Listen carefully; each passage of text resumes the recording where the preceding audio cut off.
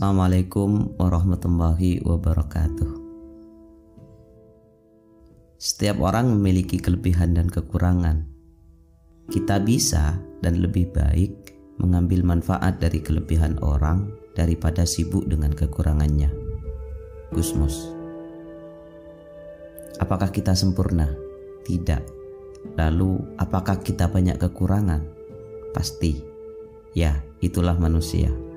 Kelebihan dan kekurangan pasti ada pada setiap diri, tak terkecuali kita.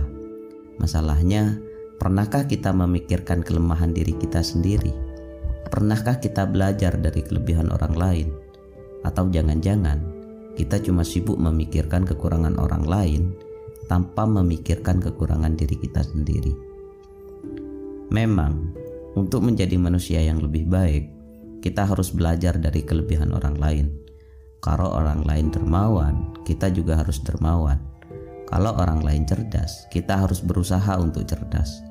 Kalau orang lain bisa ini, bisa itu, ya kita harus berusaha agar juga bisa.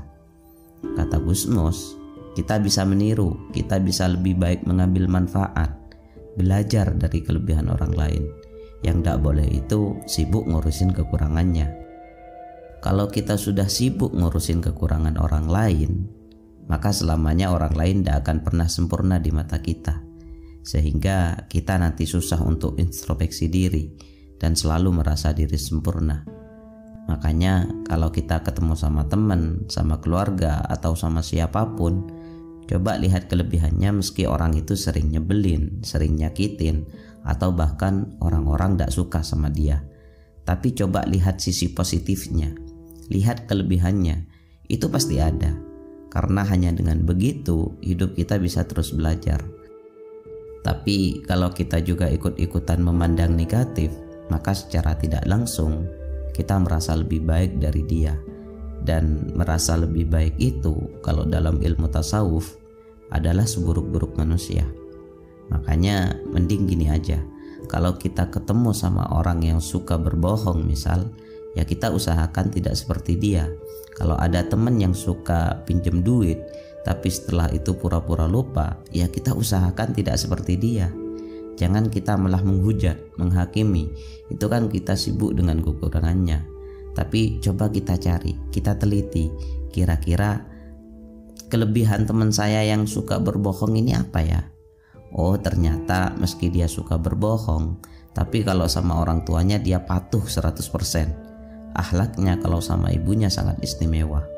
Nah, ya kita jangan belajar cara berbohongnya, atau jangan membenci dia karena suka berbohong, tapi tirulah kelebihannya, yaitu berbakti.